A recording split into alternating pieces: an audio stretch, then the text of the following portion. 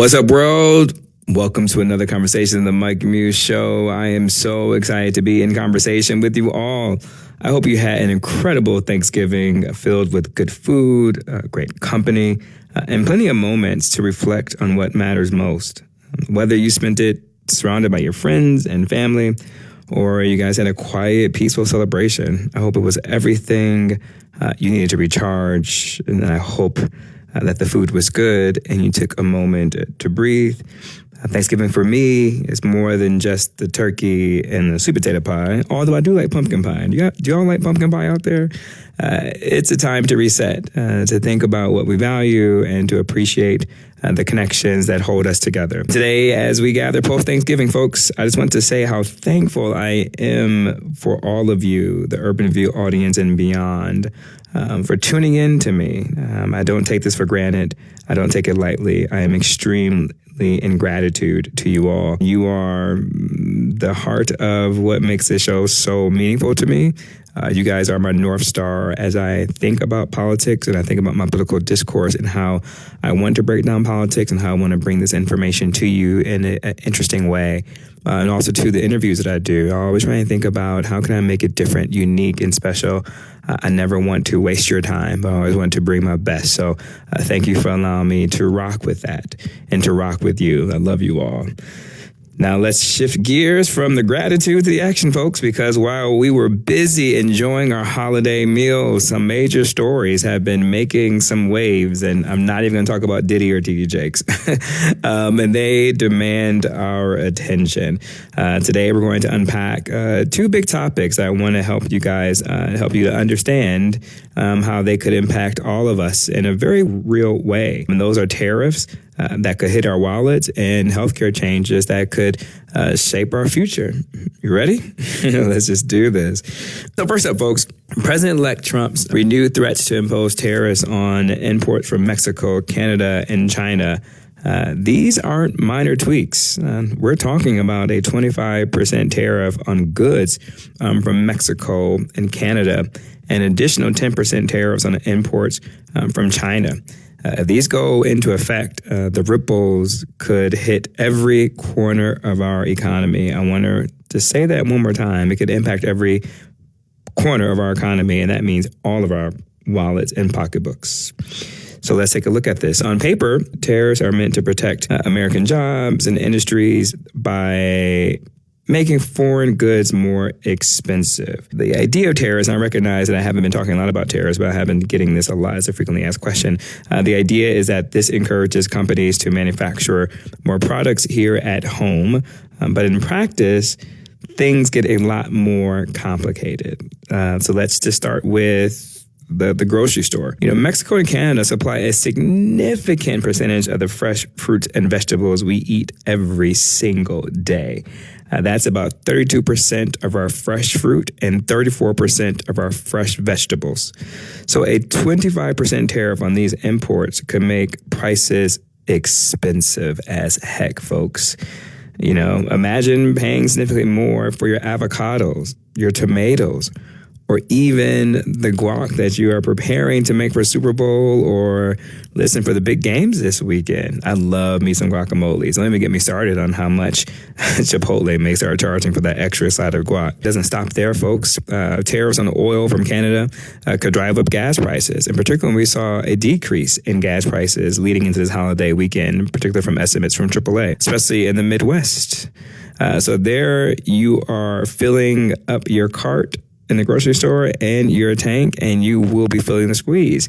In particular, as individuals said that the economy was the number one issue that made them vote. And I do say this satirically because you all know from the conversation we had last weekend, I do not believe the economy was a sole factor of why individuals chose to elect President Trump. I definitely do believe that it had some other implications culturally and this anti-movement of all the things and xenophobia. I digress. And then there is the auto industry. Many people don't realize how deeply integrated the North American supply chain is. The car parts often cross borders multiple times before they end up in a finished vehicle. I used to do this work as a supply chain, working for General Motors back in my engineering days. So if tariffs disrupts this process, manufacturers face higher costs. And guess who ends up covering those costs? That's right, the consumer, you and me. So all those car commercials you saw over the holidays with the big bow in the driveway when the person comes out being surprised by the car, yeah, you're going to see those prices go up. Heck, even the bow may be even more expensive. But the consequences don't stop there. These tariffs also risk sparking what's known as a trade war. A trade war happens when one country imposes tariffs or other trade barriers on another country. And that country retaliates by doing the same. This tit-for-tat escalation can create a vicious cycle, folks, of rising costs and economic instability for everyone involved. So, for example, let's say the U.S. imposes 25% tariff on Mexican goods. Mexico might respond with its own tariffs on American exports. Suddenly, industries that rely on selling their products abroad, like American farmers, automakers, or tech companies, find themselves priced out of international markets. Now, this doesn't just hurt foreign economies. It hits us right here at home. Jobs are lost, industries shrink, and consumers are left paying the price. So this idea that President-elect Trump wants to use tariffs as a way to, in his words, stop the flow of fentanyl, one doesn't have an impact on the other. Those are two different issues and two different dynamics that solve for two different things. The fentanyl needs to be addressed from a different dynamic of how fentanyl is even brought into this country. Taking a look at the cartels, taking a look at the Chinese manufacturing companies that produce a level of fentanyl.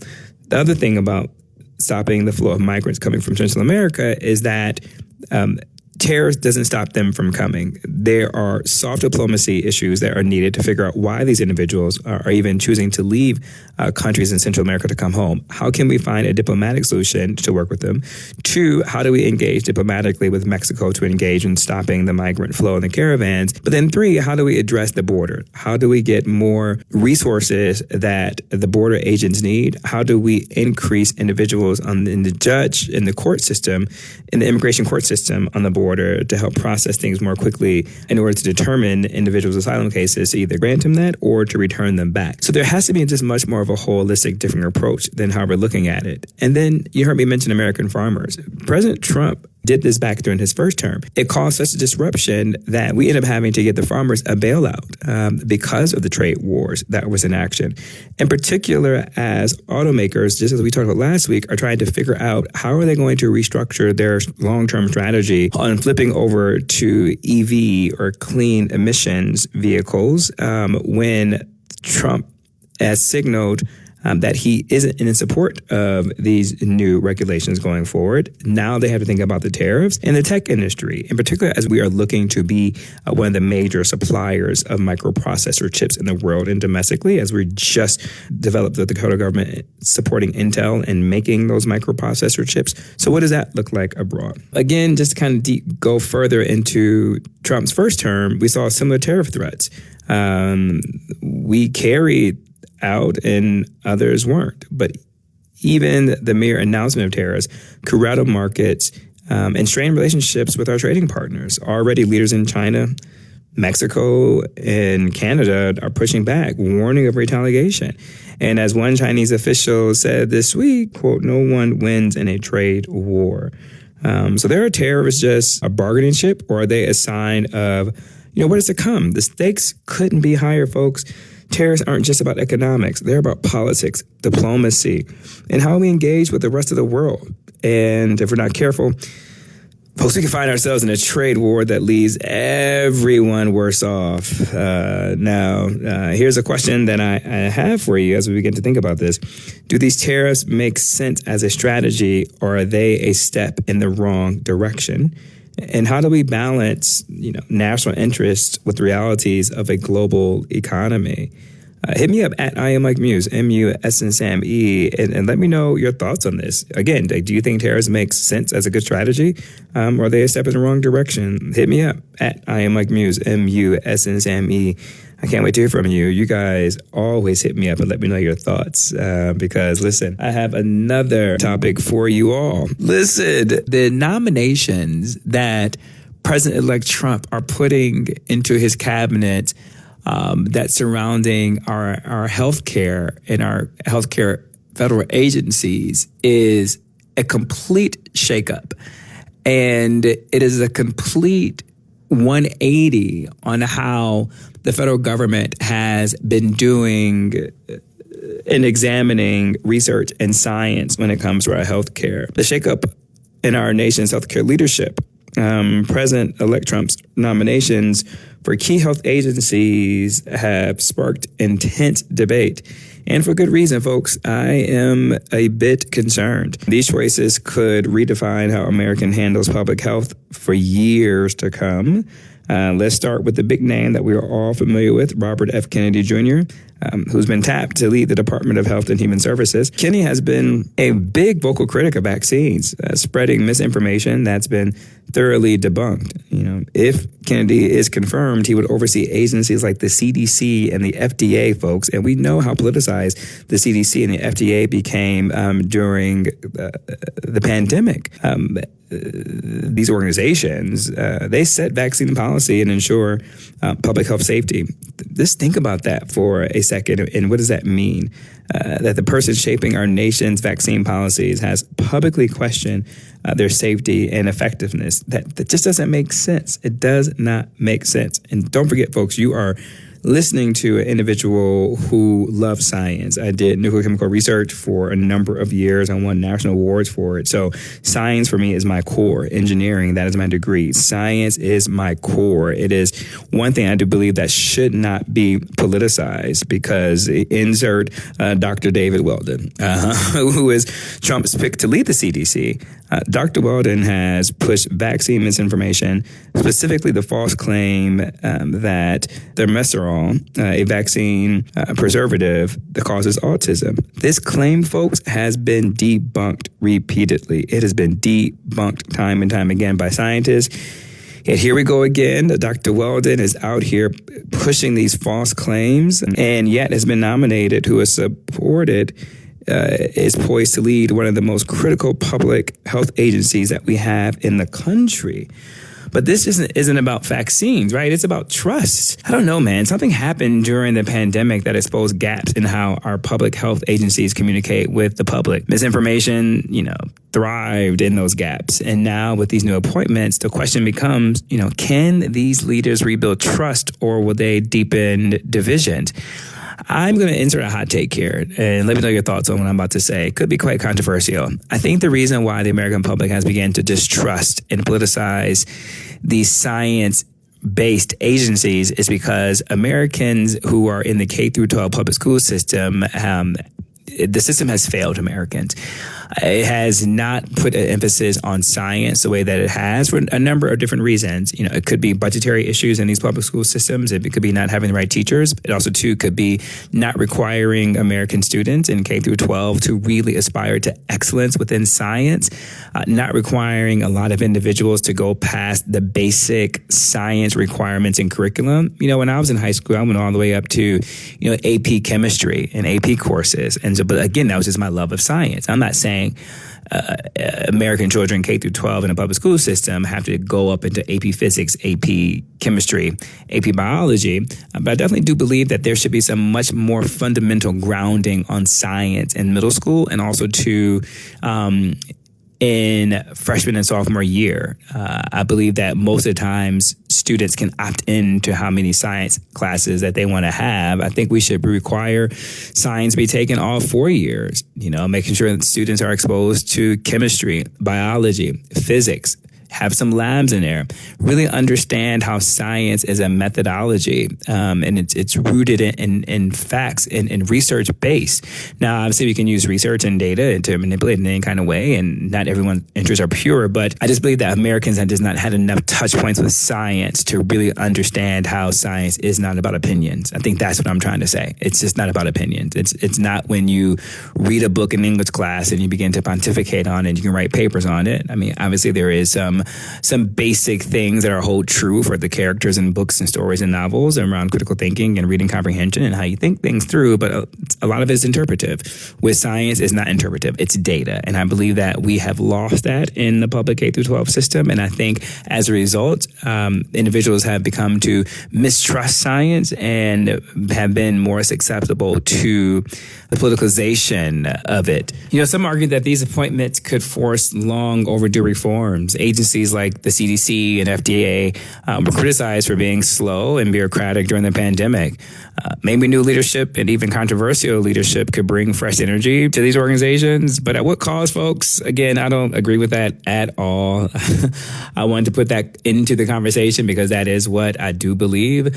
The majority of Americans who voted in this election cycle for President Trump, this is what they want to see. And voting, the individuals who had an opportunity to vote, who opted out to vote, did not care enough. And I do believe that, President-elect Trump won the popular vote. He has a mandate. He has a mandate to do exactly as he has been saying he wanted to do. And so by default, if this is true, then people voted for that. People voted for this shakeup. But again, there is, at what cost do we want this shakeup to be? Are we risking public health by putting ideology over evidence? Yes. This debate, it isn't just theoretical. It does impact us all. From the vaccines we take to the healthcare systems we rely on in times of crisis. So here's what I want us to think about, folks. What kind of leadership do we need in public health? And how do we ensure that science and not politics guides these decisions? This is such a big component to what I believe and what I really, really think. All right, folks, listen, I think that is enough topics for you to think about for this weekend. Well, at least for today, Saturday, because I am back with you all tomorrow at 2 p.m. Eastern Standard Time right here on Urban View as we unpack more. But we ain't done. We got so much show left. It's not even funny, man. I'm so excited to be in conversation with y'all here on this wonderful Saturday after Thanksgiving. But just as we come to a close with this portion, again, I just want to leave you with this thought. The policies that, we've talked about, terrorists and healthcare, they're just not abstract ideas, folks. They're the threads that weave through our everyday lives. They shape the economy, the food on our tables, and the care we receive when we are sick. This Thanksgiving weekend, let's just take a moment to reflect on the importance of staying informed and engaged, folks. I know there were some big arguments at the dinner table this Thursday. My friends have been texting me and calling me since, letting me know what was going down in their household. But have these conversations with your loved ones. Ask questions. Obviously, I'm here for you. Hit me up at any time. You guys always do, and I love that. At I am like Muse, M-U-S-S-M-E, Twitter, Instagram, and Threads. Let's push for accountability, particularly on the local level, particularly local journalism. I think that matters so much because at the end of the day, we all have a stake in these issues. Thank you for spending part of your Saturday with me. I am so grateful for this community and the conversations we have here. But we're not done. I want us to come back on the other side because I am going to be in conversation with Jaleel White. You heard it. Urkel, did I do that? Jaleel has a very fascinating story to tell and the impact of Urkel and what does that mean? And I couldn't have thought of a better conversation to have regarding Urkel, who represents this geeky science guy, as I am, and discussing the implications and the politicalization of science currently right now. So I couldn't think of a better intersection of politics and pop culture. See what I did there? That's the intersection of Muse, baby. So stay right there. I'll be right back on the other side.